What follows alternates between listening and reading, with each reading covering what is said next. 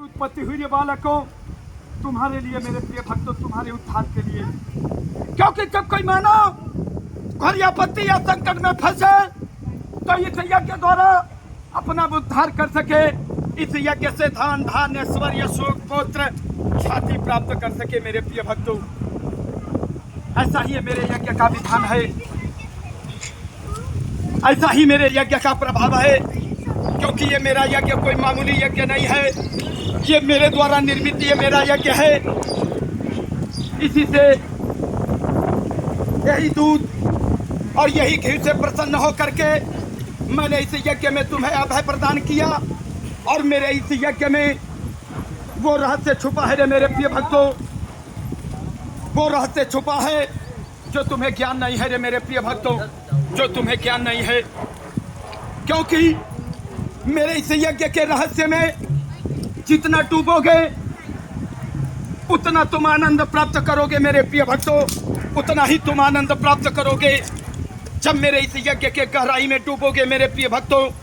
और मेरे इस यज्ञ में वो अमृत का कलश है जो इसका दोहन तुम्हें करना है रे मेरे प्रिय भक्तों।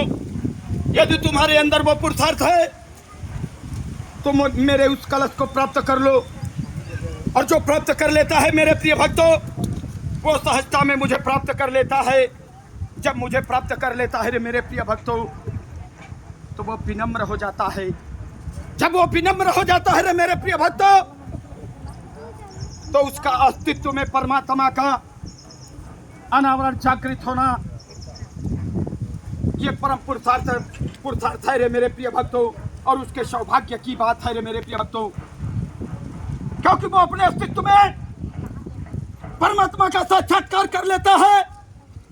जब अपने अस्तित्व में परमात्मा का साक्षात्कार कर लेता है मेरे प्रिय भक्तों, तब उसके लिए शेष कुछ भी नहीं रह जाता है मेरे प्रिय भक्तों।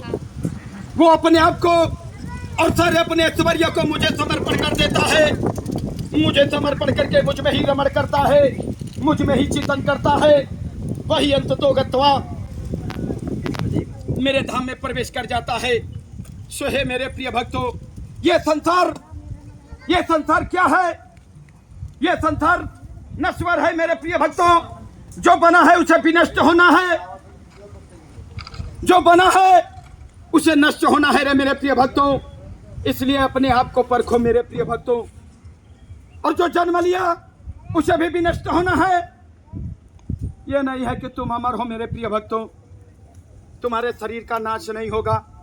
सो हे मेरे प्रिय भक्तों, ये भी अस्थाई नहीं है। क्योंकि ये संसार एक रोग है, इसमें तरह तरह की रोग, तरह तरह की पीड़ाएं, तरह तरह की यातनाएं तुम्हें मिलती है रे मेरे प्रिय भक्तों। और तुम दर दर भटकते हो मेरे प्रिय भक्तों, इस दुख की पीड़ा को लेकर के, इस दुख के पीड़ा को लेकर के दर दर भटकते हो मेरे प्रिय भक्तों।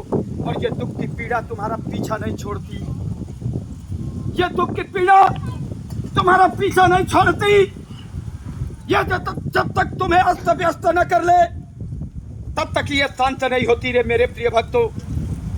तो तुम्हें दुख के पीड़ा में जीना है या परमात्मा के अस्तित्व में, ये तुम्हें तय करना है रे मेरे प्रिय भक्तों, ये तुम्हें तय करना है।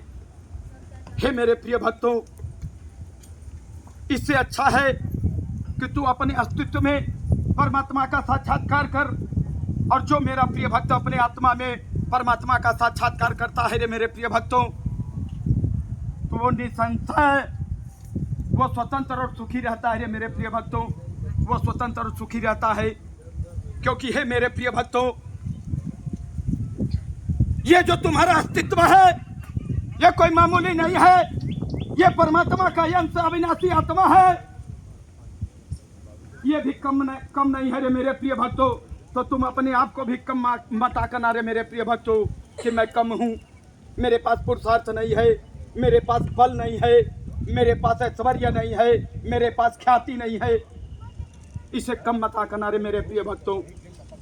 क्योंकि जैसे एक विशाल जंगल को एक छोटी सी माचिस की तिल्ली पूरे विशाल जंगल को जला करके राख कर देती है, वैसे ही ये परमात्मा का अंश ये जो अविनाशी आत्मा है, ये भी कम नहीं है रे मेरे प्रिय भक्तों, ये भी कम नहीं है।